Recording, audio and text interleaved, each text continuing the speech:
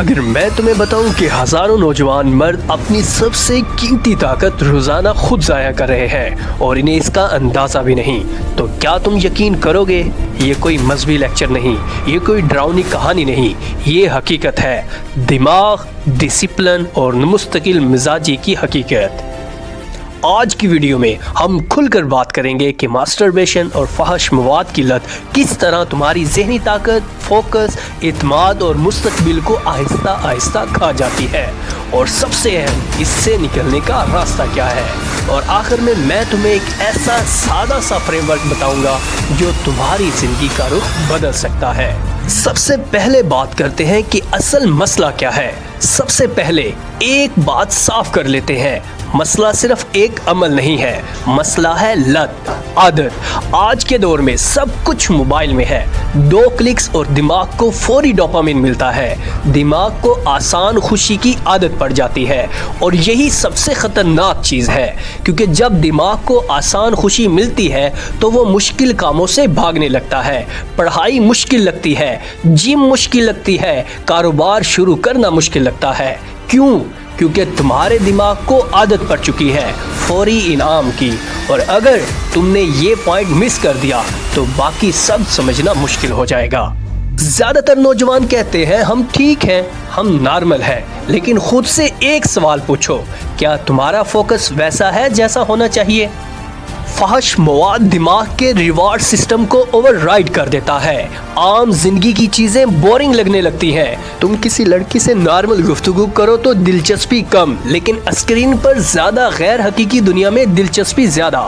یہاں سے اصل نقصان شروع ہوتا ہے۔ حقیقی زندگی کی موٹیویشن کم، اعتماد کم، آنکھوں میں طاقت کم، اور تم سوچتے ہو کہ مسئلہ قسمت کا ہے۔ نہیں بھائی نہیں، مسئلہ کنٹرول کا ہے۔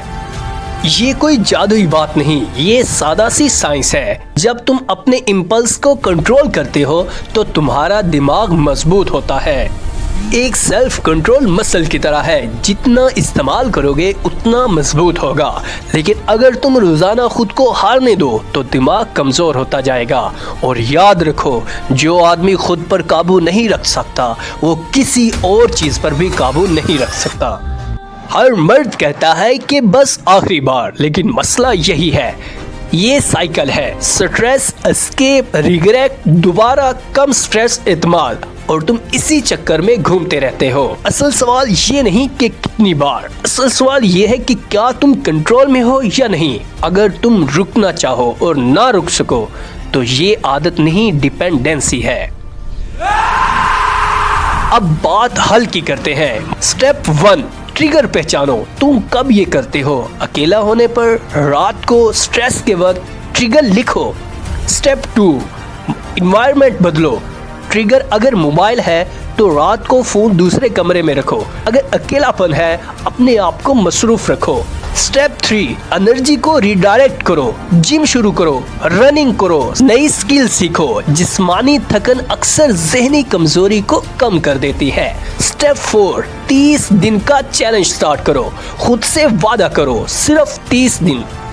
دماغ کو ریسیٹ ہونے کا وقت دو۔ پہلے 7 دن مشکل ہوں گے، پھر کلیئرٹی آئے گی، پھر کانفیڈنس واپس آئے گا۔ اصل تبدیلی اس دن ہوتی ہے جب تم امپلس کے وقت نہیں کہتے ہو۔ وہ ایک لمحہ تمہاری طاقت ڈیفائن کرتا ہے، وہ لمحہ تمہارے اندر کا لیڈر بناتا ہے۔ اور اگر تم اگلا پوائنٹ مس کرو گے تو ساری بات ادھوری رہ جائے گی۔ مسئلہ یہ نہیں کہ تم نے ماضی میں کیا کیا، مسئلہ یہ ہے کہ آج سے کیا شروع کرنے والے ہو۔